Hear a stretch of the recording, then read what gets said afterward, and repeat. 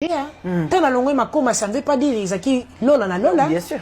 Na passé moment on a simbi Gillette, n'engana kata ba ven nanga pour na baki ça suffit, ça sert à rien, n'a pas important, je suis pas important, personne me voit, personne me regarde, personne me verrait, personne a rolinganga, n'osera jamais kitoko, n'osera kaboy pour mena kufa. Otalila kinzambete. Natala kinzambete parce que na bane koyo ki lisusuté.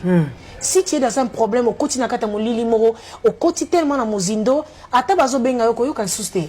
Ozo bazo benga mozo kate. Et il y a une chose, au penza na ba kengai na kokenda sous penza église té. Na kenda na église, na luka vraiment o ba ke ezape conseil na pesa na ba pasteur belé.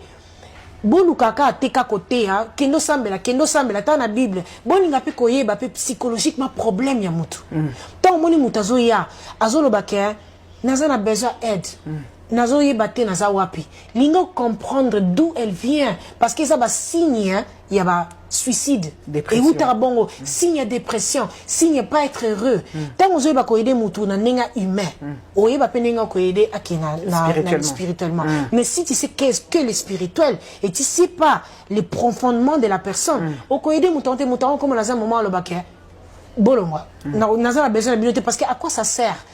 Mais passer à l'obana, keneka osambela nzambe, ils ont mon aké satan. Moi, j'ai pas besoin de ça. Nana besoin de sanga Nathalie. Na vie, il faut qu'on apprendre qu'on a la boye, qu'on apprendre comment être dans la mukili. D'accord. Nzambe type sur la mukili pour rien te. À part nzambe, tokena musala. Musala, on doit se communiquer avec des humains. Ce qu'on a dit qu'on communiquer na humain te. À quoi ça sert cassé?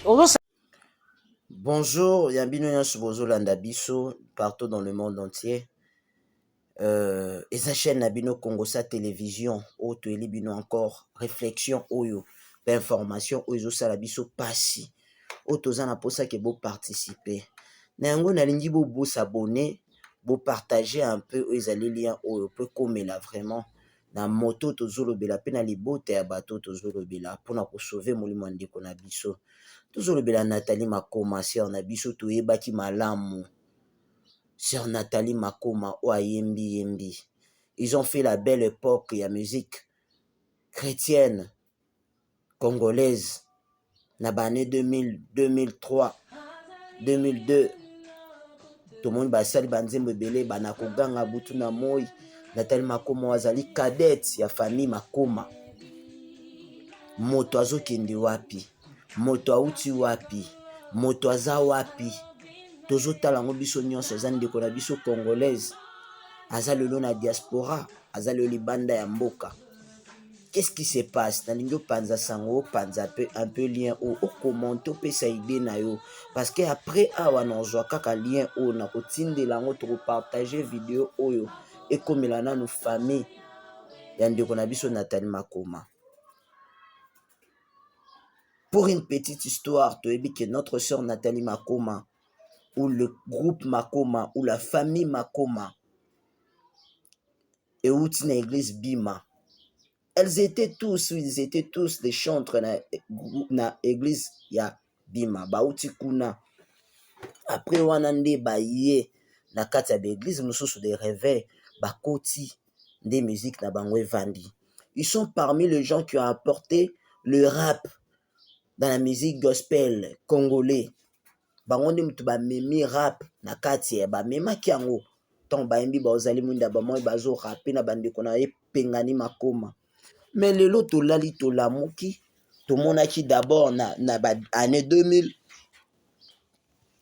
et quelques tout le monde pas 2002 2003 si ba 2004 toane komona nzembo oyo bayemba na Weronson o abetaka musique profane ezaki na compte UNICEF bande kotinda bana batanga sensibilisation to mobilisation ya kotinda bana bakende kelasi mais après si mawana to komona lisusu kalate awa avant le feu papa Wemba kufa ndeko na biso Nathalie oto baki na musique chrétienne ayeko beta musique na ye lisusu na oto bengi papa Wemba babeti musique babeti nzembo oyo soki na kati ya chambre c'est grâce à toi moninga bon vraiment nzembo on pena to ba ngo bien te tomba ayeko beta nzembo wana et déjà ko changer cap ya ndeko na biso Nathalie Makoma ayeko vraiment configurer noir sur blanc na musique oyo eza profane totelemeli yango te tolobi te ke totelemeli yango à 100% non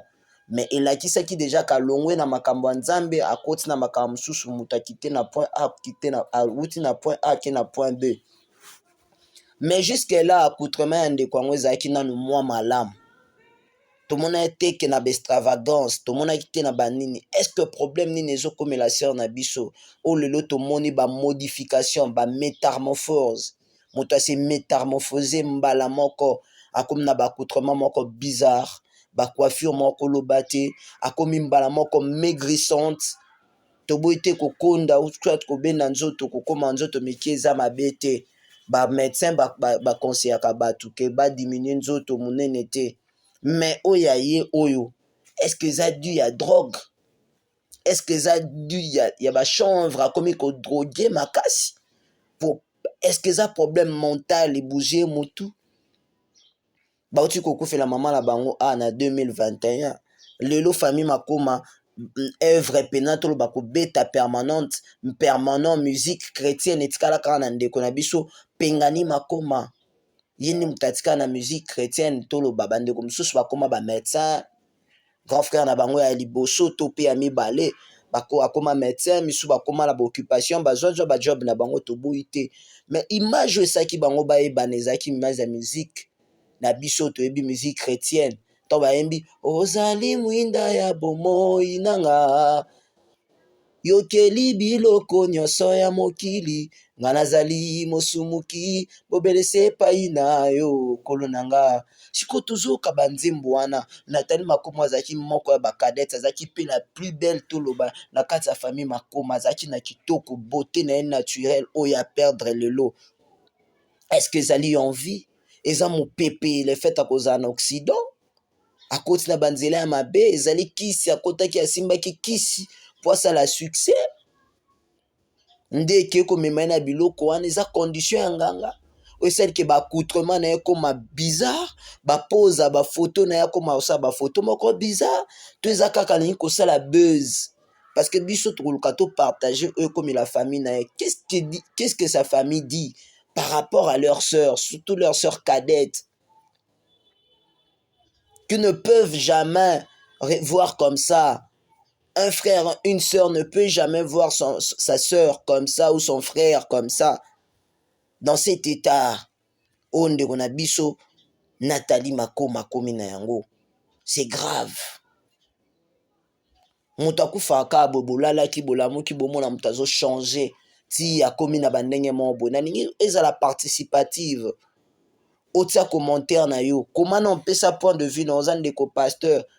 Sa point de vue na yo. Tu as un verset biblique à soutenir ça ou soit à réconforter la sœur azonga kozongise na foi parce que nga na kotinda ngo na membre famille na ye. Na déclarer yango awa na kotinda ngo na ba membre famille na ye o nga na yebi. Lien oyo kokoma. Qu'est-ce qu'ils ont déjà fait pour la sœur? Est-ce que ce frère m'a tiré ma toité? Est-ce qu'ils ne sont pas allés la voir pour la dire que elle a d'ailleurs un frère qui est médecin. Est-ce que son frère médecin ne peut jamais prendre, ne peut pas prendre sa sœur? Est-ce que c'est pas un problème ya mutu? Ce qui est un problème ya mutu, est-ce que ça akota kinda kwanganga? Akota ki banzela babetindi parce que tout le monde a le star et bela américain. O bakufa kufa misu mingi ma jeune bakufa na bamakambo babandaki lolenye mambo bakomo kende na ba drogue loko ya maboma muto komi ko se comporter bizarrement tiaki na kokufa mais tolingi te ndeko akufa après to loba ndeko akufi mais ta yango ya koloba ya kolamusa famille na ye pe ya kolobela ye soki video ekomi kokomela ye parce que nous voulons vraiment que notre sœur a changé. Ils ont fait la belle époque de notre musique. Et il peut encore se reconvertir, il y a encore le temps. Mais quant à nous,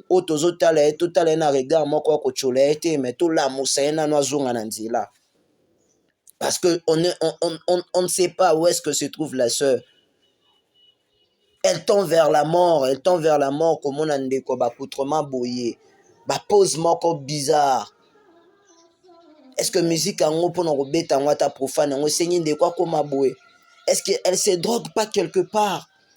bastar ebele américaine bakoma boye bokendo tala jour mona kufi boba akufaki boke tala na chambre ne bo ba drogue banini est-ce que akoma kozwa ba drogue est-ce que bouger mutu bandeko na ye bayebi réalité qu'est-ce qu'ils ont fait pour leur sœur est-ce que bakoko tienne esika mambo ya centre à rééducation mentale te pour voir que leur sœur okena ndenge mabe est-ce qu'il y a personne pour la conseiller est-ce que c'était dû à un choc passionnel, à une déception amoureuse ou soit un problème sentimental? Donnez un peu votre point de vue, peu importe qui est à la bongo, mais un homme, une personne, un être humain est censé d'être entouré de gens. Mais ces gens-là, au bazaka na ba environnement na biso, ba constituera pe ba garde-fou. Olungo kende boa lobi tende kozo kende mabe parce que l'influence l'environnement influence l'homme. Bazolo balabiso quelque part, dis-moi qui tu fréquentes, je te dirai qui tu es. Est-ce que c'est dû à l'environnement? Est-ce que c'est dû à la manque de personnalité de notre sœur? On est emboîté par environnement mabé. Et ce qui est environnement mabé, mais tout le monde a environnement mabé ou à libanda, mais tout le monde a famille n'a muta komi boita. Jusqu'à là la sœur Pengani mako mazo sela azo imbandi manzamba uti ko misanze monere Jérusalem et utobeta na bane 2022 2021. Et Betty, mais pourquoi seulement elle la cadette à Kieboye? Est-ce que bandeko na ye bakoko interpeller te? Biso bandeko na ye ba congolais to ko commenter te to ko partager vidéo te to s'abonner eza bien to s'abonner to commenter yango to partager yango comme c'est comme landeko na biso parce que to yebi ke ayokara anglais na lingala français penza ayokara te. C'est pourquoi j'ai bien voulu ko sala ngona lingala comme la ye. Ba déviation ba marque oh parce que comme déjà déviation.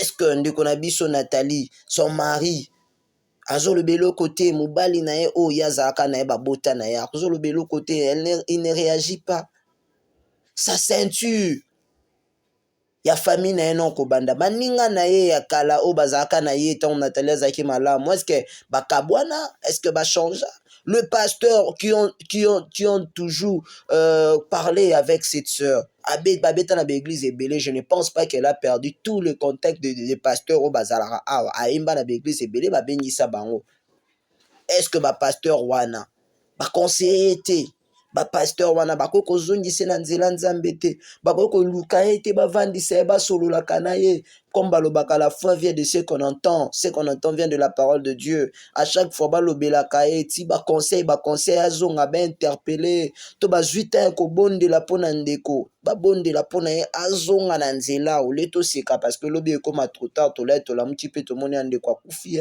après to komi kolela après to komi ko poster après to komi loba nini bon non. C'est le temps de sauver notre sœur. Alors, commentez, aimez cette émission, partagez, abonnez-vous massivement si vous n'êtes pas encore abonné.